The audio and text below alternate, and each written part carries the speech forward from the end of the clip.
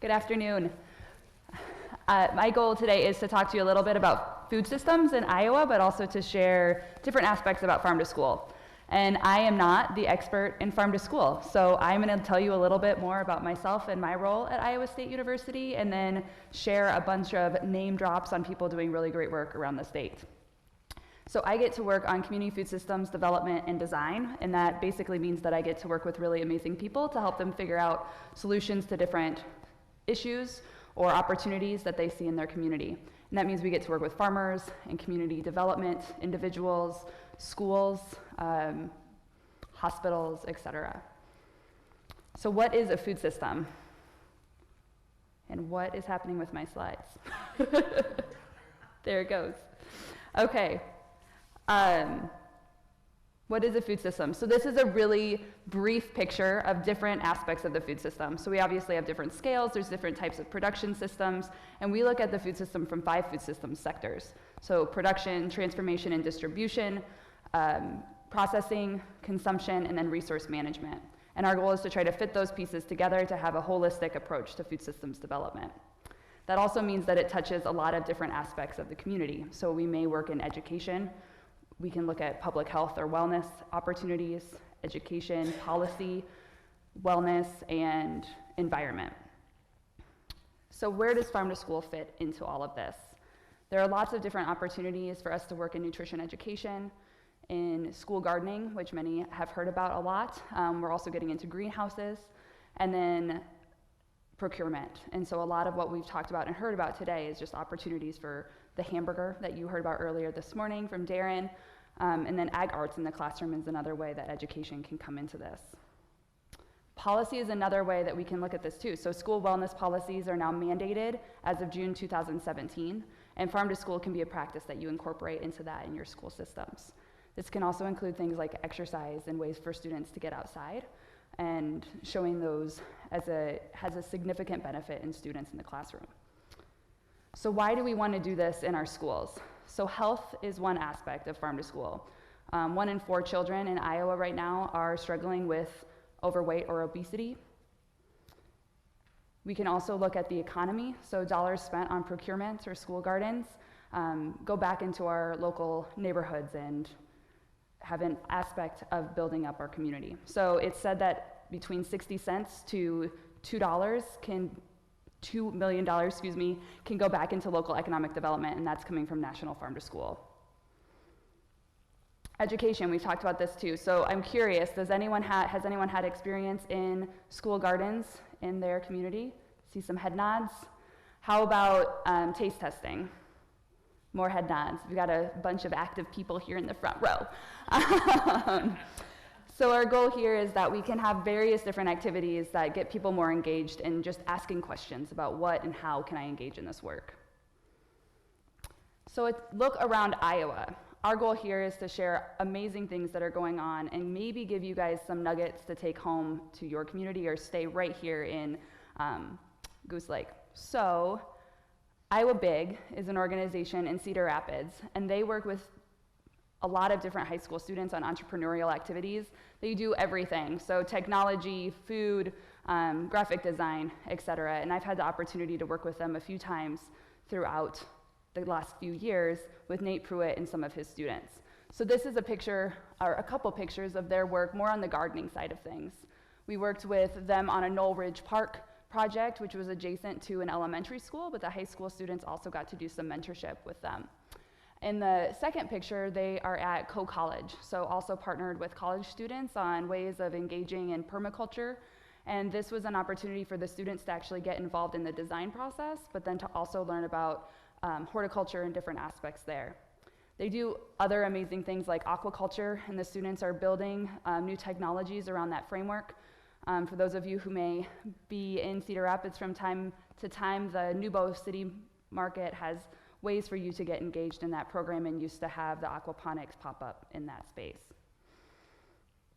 In Hamburg, Iowa, so opposite corner from where we are, they have a school farm. So this was really unique because, yes, they do have livestock. So they have goats and chickens and ducks, even a couple pigs that they sell for different events as a fundraiser. And all of the students maintain it. So they have middle schoolers that are actually managing all of the property, and they are the ones taking care of the animals even in the summer. So I think one of the biggest concerns with schools and gardening and farming is that no one is around during the summer, and so how do we get those volunteers and individuals to be more active? And in this case, the middle schoolers are actually the ones coming to school every day. They're picking up the eggs from the chickens. They are, again, just taking care of those animals. I should mention too, they also do have a small in-ground plot that they do production at, and so that can be brought into the cafeteria or be used for taste testings. And so that's just a really great program. Dr. Wells has talked, and is the principal there, and has talked a lot about various things that are going on. Gilmore City is another amazing summer program that I wanted to mention, again, just because that activity level is one of the concerns that people bring up. They have a summer camp. It kind of includes ag arts as well, so they have various different classroom activities, but they also have students doing research projects on plants. And these are all age groups, so it's not high schoolers or seniors, it's also elementary age students, and they are choosing what they want to research in their crop production.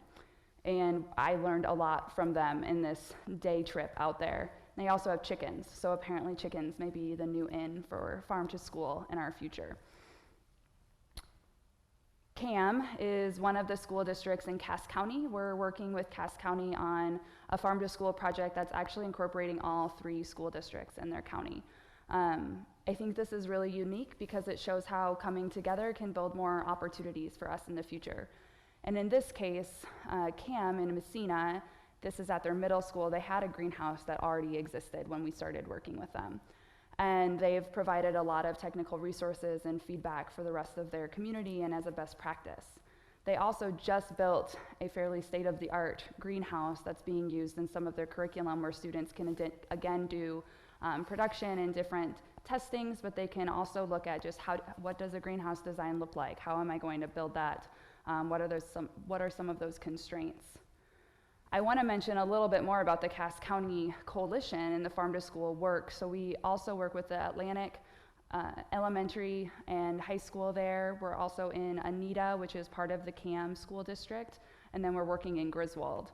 Our goal with that is to learn from each other, and so we're doing some school garden designs now that students have had an opportunity to provide feedback for. And then we're also building a farm to school toolkit that will be published and available to all people. And this is meant to be more of a question answer. So how do I start a school garden? What on earth is this for? How do we procure local in my school? Or how do I incorporate farm to school into our school wellness policy? Those questions are answered now in this farm to school toolkit, along with a curriculum matrix that is being offered to show people and teachers what types of national core standards and common core standards they can meet by offering different farm to school criteria. And I say we a lot because this is not just Iowa State participating, this is many community partners and teachers and students and organizations that have been working on all of this work.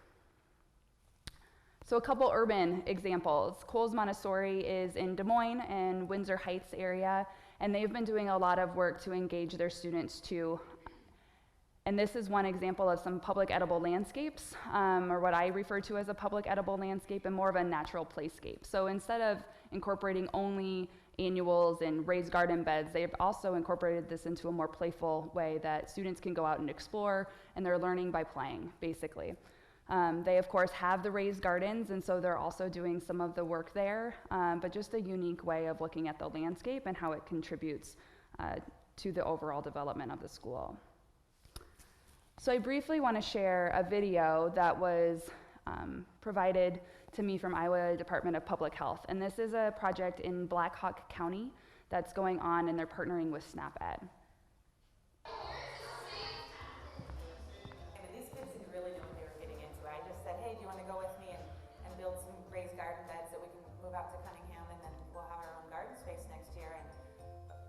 Garden related there. Yes, let's do it. They are building garden beds that are going to be placed at Cunningham this fall, and they're going to get to do some lasagna gardening in it where they lay down soil and then different green compostable materials, maybe some food waste.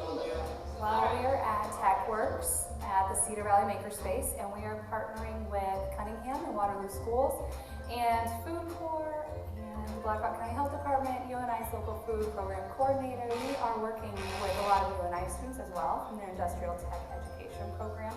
The community partners really come into play because it's so much work and effort for one person to be doing a program or an activity this large. And when we have all of these different people willing to step in and they're willing to assist it and making it come to fruition, we don't have to reinvent the wheel. We don't have to go and find all sorts of new funding sources, new garden work, new plans for gardens. Oh, it's going to be fantastic. I mean, some of the partners that are brought together today have never met. None of these kids from Cunningham had ever been here before, so it's just going to snowball, hopefully, and provide a lot more opportunities.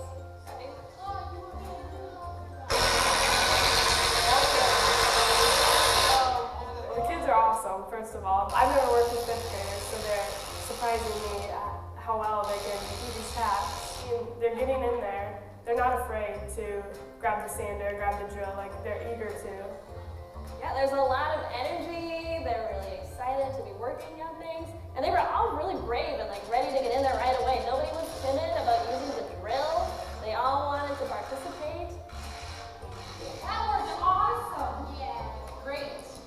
The kids really love learning hands-on. It makes them have that connection to being healthy. They then want to eat those foods that grow in their garden. They want to try different things, even if it looks strange. This grew in our garden, and they're inclined to eat it. They're learning more here than they realize. Like those garden beds, they're going to get to see them and be like, hey, I made those. So I mean, for the kids, it's overall just a positive experience. They're going to go home and talk to their friends, their family, their moms and dad, everybody, and tell them about this cool experience we've had. A big piece of what we're doing, I guess, also is ownership and that pride and, hey, that's mine, I created that. Let's take care of it. It's our, it belongs to us. A lot of the parents, grandparents, they want their kids to be healthy. They're proud of their children choosing to eat fruits and vegetables. If they're at the grocery store and their child asks for strawberries instead of cupcakes, that makes them feel good. Giving them the tools to know where these foods come from, I think, is really critical.